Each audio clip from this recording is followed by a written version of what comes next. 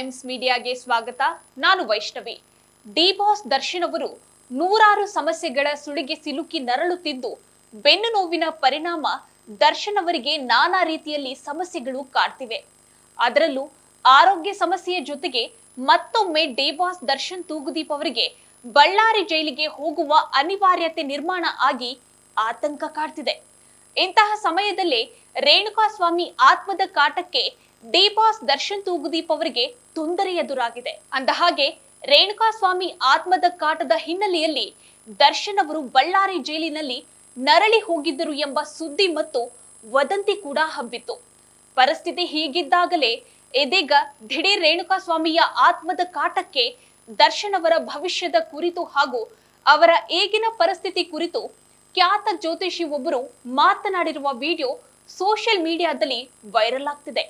ಈಗ ಖ್ಯಾತ ಜ್ಯೋತಿಷಿ ಒಬ್ಬರು ದರ್ಶನ್ ಅವರ ಬಗ್ಗೆ ಮಾತನಾಡ್ತಾ, ರೇಣುಕಾಸ್ವಾಮಿ ಆತ್ಮದ ಕಾಟಕ್ಕೆ ಡಿ ಬಾಸ್ ದರ್ಶನ್ ಅವರಿಗೆ ಇದೀಗ ದೊಡ್ಡ ಸಮಸ್ಯೆ ಎದುರಾಗ್ತಿದೆ.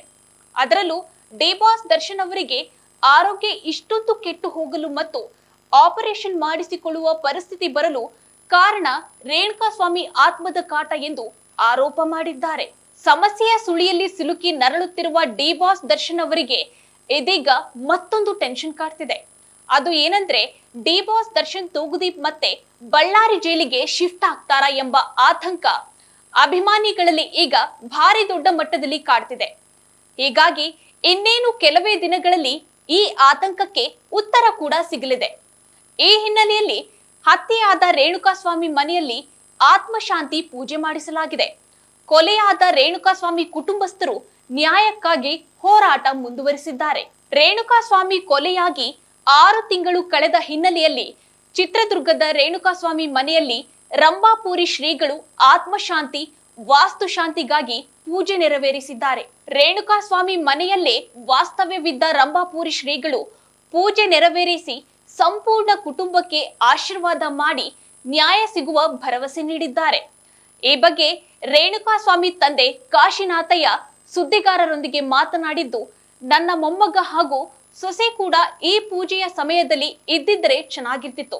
ಆದ್ರೆ ಅವರು ಈಗ ತವರು ಮನೆಯಲ್ಲಿದ್ದಾರೆ.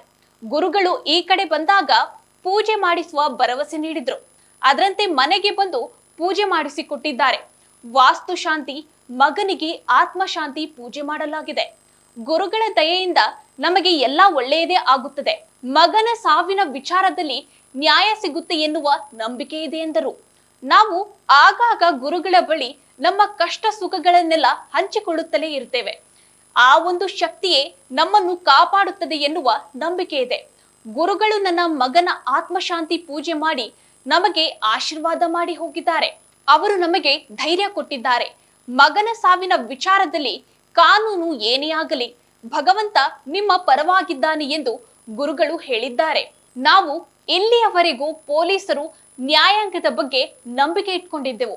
ಮುಂದೆಯೂ ನಮಗೆ ನ್ಯಾಯ ಸಿಗುತ್ತದೆ, ತಪ್ಪಿತಸ್ಥರಿಗೆ ಶಿಕ್ಷೆ ಆಗುತ್ತದೆ ಎನ್ನುವ ನಂಬಿಕೆ ಇದೆ ಎಂದು ರೇಣುಕಾಸ್ವಾಮಿ ತಂದೆಯಾದ ಕಾಶಿನಾಥಯ್ಯ ಮಾತನಾಡಿದ್ದಾರೆ.